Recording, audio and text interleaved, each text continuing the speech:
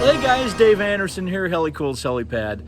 You know, not everybody likes the new Beetle. I think maybe because it was marketed for women. And you know, if you're an alpha male, you're a man's man, you really don't like to have that image. But I think along the lines, there were some German engineers that realized that and just said, hey man, we could really make this into a sports car. Let's just not tell anybody. Let's just make this thing friggin' awesome, but let's not tell anybody. Let's not tell those yuckity yucks higher up. Let's engineers, let's get together. Let's do this. Well, today I gotta take care of these headlights because, man, they are really, really foggy, especially this one. Check that out. Very foggy. And I got some really cool aftermarket ones. They're gonna look really sharp.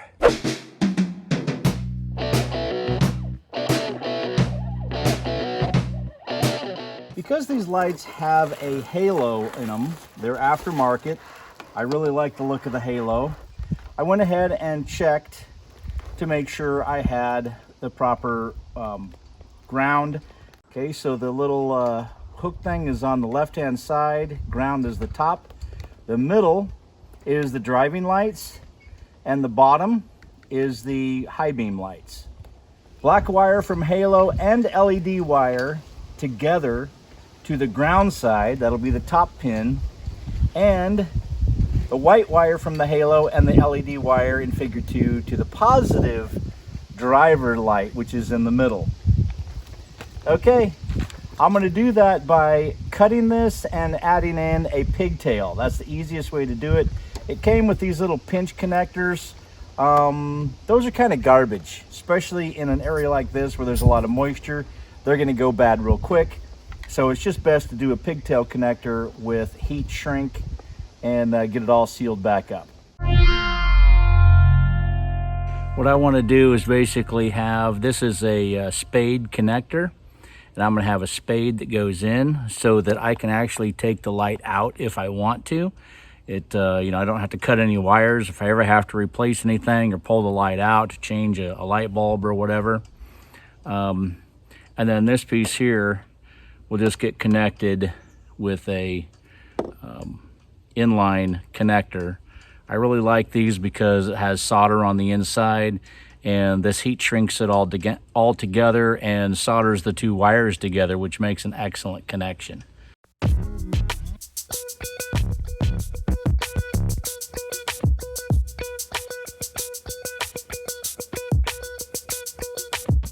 Both of the black wires get connected together, and they're going to go to this spade,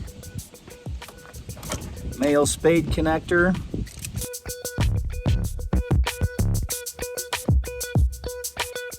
It's always best if you have two connectors that you have to plug in to not have them both be spades, because you could get the wires mixed up.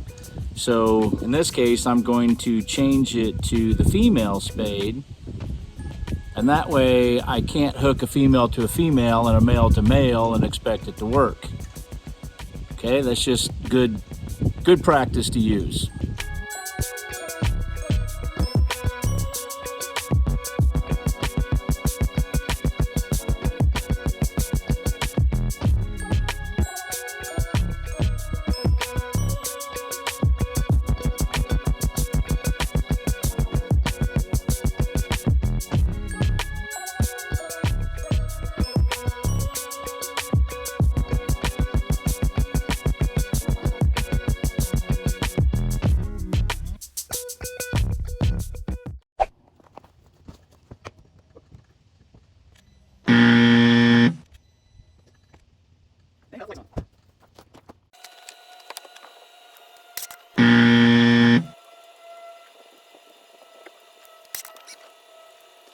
Yeah, the battery's kind of toast. I see that it's showing 2% charged. Let's see if it will start.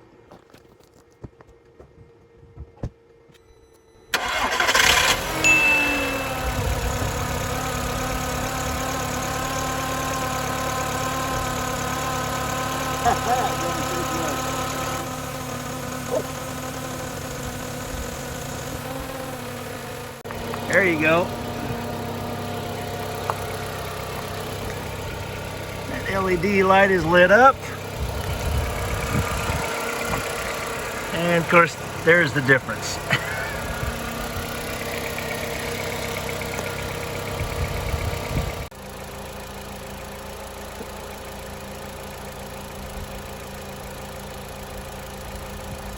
All right, this is for the thumbnail.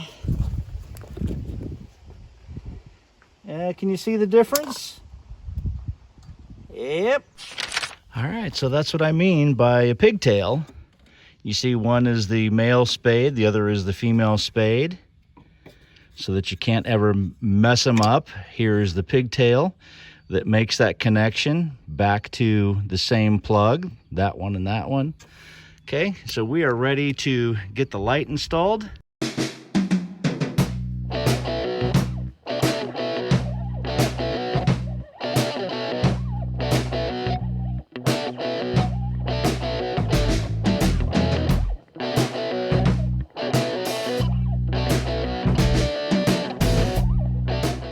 There we go. And I use a little tool like this just to get back behind this gasket and gently pull it forward, roll it forward. All right, this guy right here, that is unsatisfactory. That is not good. So let's do something to fix that while we're in here, huh? If you do something like that and I find out about it, I'm gonna kick your butt. What an idiot. Absolute, what an idiot. Oh, Lord. Really? Look at this. What a mess. Fixing this is not as bad as what you might think. Here's a tool that I highly suggest that you get. Just go on to Amazon and type in YQK-70. It's a hydraulic crimping tool. And let me tell you what, this comes in very handy. It's fairly simple to use. Really, you got to be really down low in the food chain not to be able to use this thing. It comes with all of the dies that you need. Really, all you need to do is get a few little connectors like this, and you can get these also off of Amazon for next to nothing. And they also come with this heat shrink stuff. If you don't get this kind of stuff, you're gonna wind up doing garbage like this. This is only like a $25 tool. I mean, it looks like it might be $125, but it's not. It's relatively cheap. So, I mean, even if it's 40 bucks, it's still well worth it. The first thing I do is get the wires pinched back together, and then I start just clipping off all of the junk at the end and cleaning it up, getting it prepared to add the lug onto the end. Now, normally I would also want to solder this, but it's so tight in there, I just can't do it. So I just pinch it down and then add the heat shrink it all up, get it all nice and weather tight again, and it should be good to go for a long, long time. All right, that's what it's gonna look like. You can see that it's kind of poked out here and here because that is where that hydraulic tool kind of smashed it and squished it into a pancake. So I know that that is on there really, really good. Be careful, don't touch this after you've put the heat shrink on there because this could be fairly hot. Wait for it to cool down. So, hey, since I got this halfway undone, how about we go ahead and replace the battery?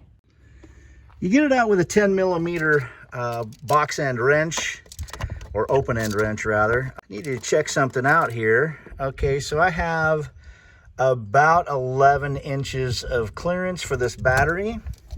You never know until you pull the things out and you start buying parts that are the right part for your vehicle. There's a little difference here. This tiny little battery, no wonder why it was having issues starting. It didn't have enough juice. Here's the battery that's supposed to be in it. Yeah, that might be a problem. The difference being 630 cold cranking amps compared to 730. So it had a full 100 cold cranking amps less than what it really needs.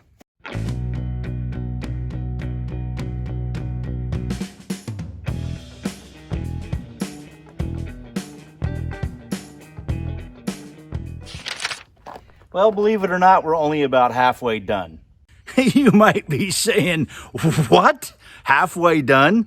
Yes, halfway done. I'm not going to let my son be 5.5 hours away in college without checking out the brakes, bleeding the brakes, putting some insulation up in here to protect the hood, and doing a bunch of other things that, checking tire pressure, making sure that that latch is latched. I also have to figure out what that ABS issue is.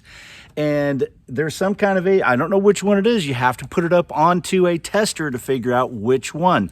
So if you have a tester for it, it will hook into the computer of the bug. You'll be able to find that out pretty easily. If you don't have that, then you're either going to have to buy one or find a buddy that has one, or you're going to have to take it to a shop. They're probably going to charge you about $100 just to read the codes. I have to say, this is a very fun car. Love the sunroof. I think I may have figured out what the heck is wrong with the tail hatch, that hatchback light. Listen to this. I come to a stop. Okay, you hear that? It's like it is the motor is trying to go and lock it down because it thinks that it's still open. So I'm not sure what the heck that is, but at least I know what the heck I need to fix. One thing is for sure, those new lights make this thing look sick. Oh yeah. Dang, that looks sick. I've also got one more problem. As if I don't have enough. I'm gonna have to get into the relays, which are located basically right in this area. So I'm gonna have to remove this panel because one of the relays is sticking and it is causing one of the, I believe it might be the fuel pump, to continue to try to motor when it is not needed. And that also is draining the battery down. The battery is toast anyway, so it needed to be replaced, but yeah, that's another problem. Hey, good news is I've got a source of relays. Well, that's all for me today. Thanks guys for watching. I really appreciate it. Leave a comment, thumbs up. That is also appreciated. And if you're new, please subscribe. Until next time, I'm Dave Anderson signing out. You guys be safe out there, and God bless.